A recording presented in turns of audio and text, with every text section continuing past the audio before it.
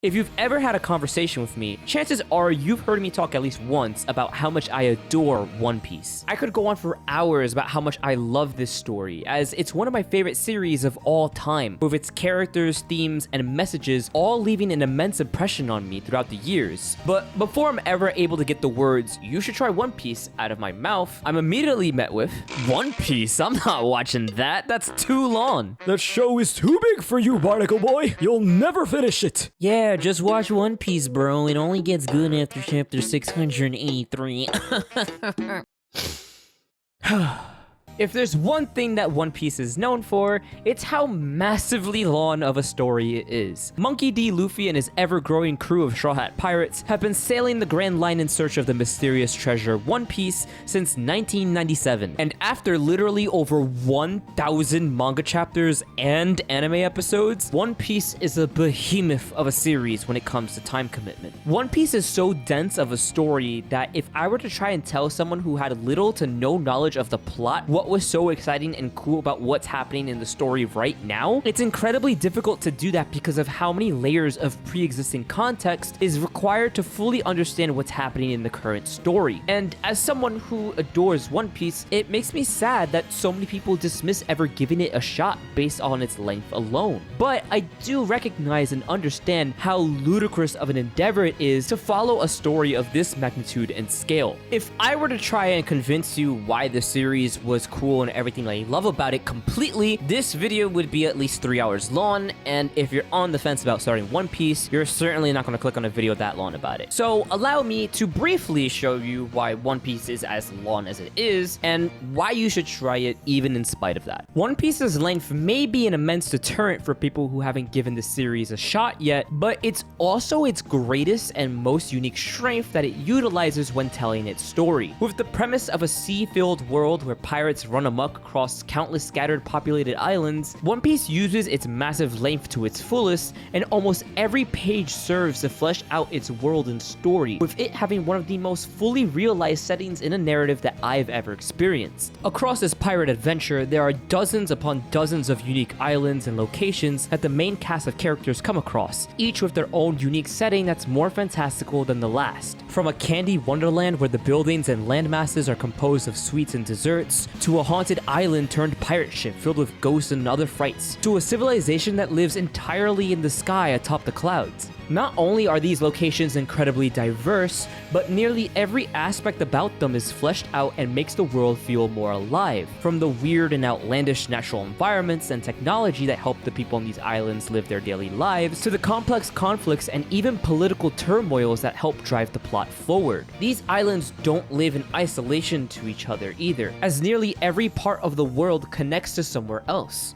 Nothing within One Piece's narrative ever stays stagnant either. Yes, Luffy still hasn't found the One Piece, but to say that nothing has happened in the span of time from the story starting to now would be straight up wrong. Not only does the world dynamically shift and change throughout the course of the story after specific events, the characters grow as well, with there being several moments where even the relationships between the main characters are put to the test with real conflicts and emotional developments. Over time, you grow to love the main cast of characters and feel the weight of each of them progressing closer to achieving their own individual goals. Whether it be Luffy becoming the Pirate King, Zoro becoming the strongest swordsman, or Nami mapping out the entire world. Seeing the main cast of Straw Hat Pirates discover and interact in these new settings is consistently entertaining, not only because they serve as our primary set of eyes into this world, but also because they grow from their experiences and consistently develop as characters. Along each stop in their journey, the Straw Hats aren't just passerby either, and often end up helping the new characters that they meet along the way, but rarely are these ever one-off scenarios that have no greater weight or importance to the story. From the small islands that the Straw Hats stop at for a short time, to the massive arcs that span across hundreds of chapters, the characters that are introduced through the story impact not only the main cast, but also the world around them and help drive the plot forward. There are countless times where an offhand side character that appears once in the story will end up becoming incredibly relevant hundreds of chapters in the future through connections that directly impact impact the main cast of characters and what they accomplish. Discovering a new location is always incredibly exciting because you never know what the story may have in store, whether it be new lore dumps, new characters, or even a potential new ally or member of the Straw Hat crew. One Piece's commitment to fleshing out its world as much as possible directly leads into some of the greatest payoffs, mysteries, and narrative fulfillments within its long-form story. One Piece is filled with big overarching mysteries, including the ever-elusive One Piece itself. And while we still don't know what it is yet, we do know for sure that it is something tangible that will drastically impact the story once we discover what it is. These mysteries interlace themselves across nearly every facet of the world, and as more information slowly gets revealed about them, new questions continue to get brought up. And said information often completely recontextualizes prior events of the narrative with new substance, and given how massive the series is, it makes even going back and watching it again a new experience to see what plot points and developments were alluded to hundreds of chapters before coming into fruition. All of this is to say that One Piece as a story more than justifies its length and uses it to create a narrative experience that's genuinely unparalleled in scope, scale, and depth. But even though diving into the story is so worth it for myself and fans of the series, I know that starting and getting through it can feel like a Herculean task. But honestly, while I do think that a lot of people's hesitation with starting a series that's this big in scale is valid, I also believe that it's important to approach One Piece in a way that is so radically different from watching or reading any other series because of its length.